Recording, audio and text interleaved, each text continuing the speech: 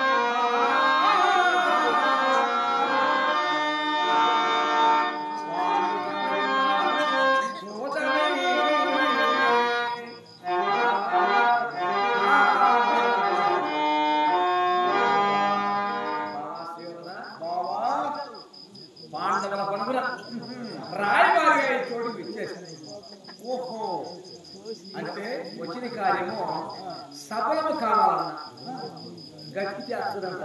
పెద్దలు అన్నారని ప్రకారమున గతికితే అత్తదంట. శుభకార్యాలన్నీ కూడా భోజనం చేస్తే అది అత్తదంట. అందుకని విదురునిధి పోయి ఇదురుని ఎంత ఇష్టం ఉత్సాహం చేద్దాం తృప్తి పరచాలి. ఆయన మా పిల్లలు కాదు, ఆ ఇంటి కాడ కూడా భోజనం చేయవచ్చు.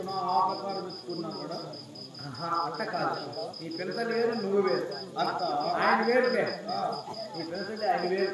పిల్లతండ్రి కుటుంబంలో వాడైనా ఆ కుటుంబం ఆపకూడదు. ఎత్తన్నా కానీ బాబా. అందుకని అక్కడ భోజనం అంటే మేము ఏమైనా విషయం పెడతాం అనుకున్నావా? మరి మాకిచ్చము అంత అనువు లేదు. ఇచ్చేసి కార్యం ఏమవుతుందో కానీ అది బాబా ఆయనను తమరి చెడకు రావడం గల కారణం బాబా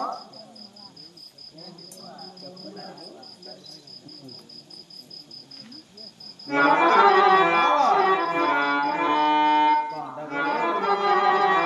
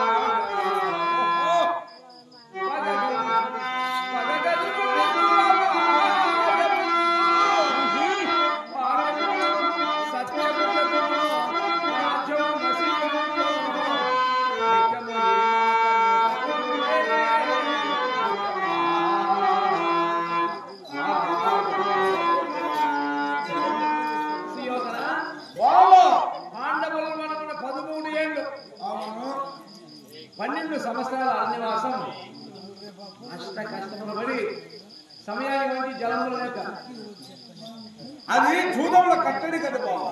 అందుకని కదా 12 సంవత్సరంలో రాజ్య భ్రష్టులైనటువంటి వారికి రాజ్యాన్ని కోరేటువంటి అర్హత ఏమైనా ఉన్నదా?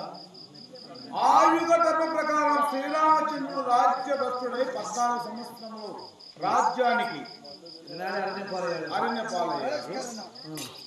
తదుపరి ఈ ధర్మ ప్రకారం 12 సంవత్సరముల అరణ్యవాసము, 1 ఏడు అజ్ఞాతవాస కాలం. రాజభ్రష్టులైనటువంటి వారికి రాజ్యాన్ని కోరేటువంటి అర్హత ఉన్నదా? అందుకని పాండవులు ఇందులో అర్హత లేదు బాబా. బాబా సుయోధన, బాబా నా మాట వింటే నువ్వు బాగుపడతావు.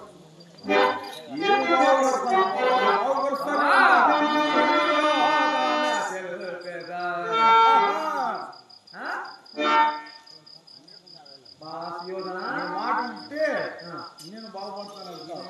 లేకపోతే చెప్తావు. నిజమా? నిజము అంటే నేను తెలియను ధర్మం తెలియను. నేను ఎప్పటికీ ధర్మంలోనే ఉన్నాను బాబా. ఉండొచ్చు, నేను అధర్మంలో ఎప్పుడు ఉన్నానే. అది నీకు కూడా తెలిసే ఉంటుంది. నేను సమన్వయం చేశాను, నేను వచ్చా తప్పదు కదా మరి కదా. వచ్చేటప్పుడు మా తమ్ముడైనటువంటి సుయోధంతో ఈ మాట చెప్పండి.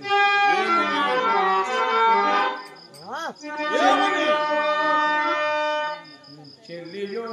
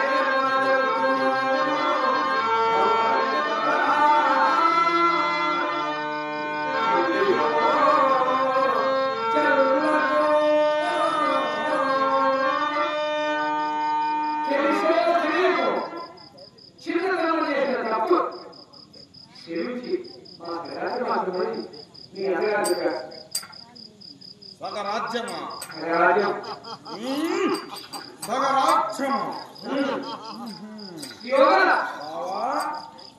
Yoga.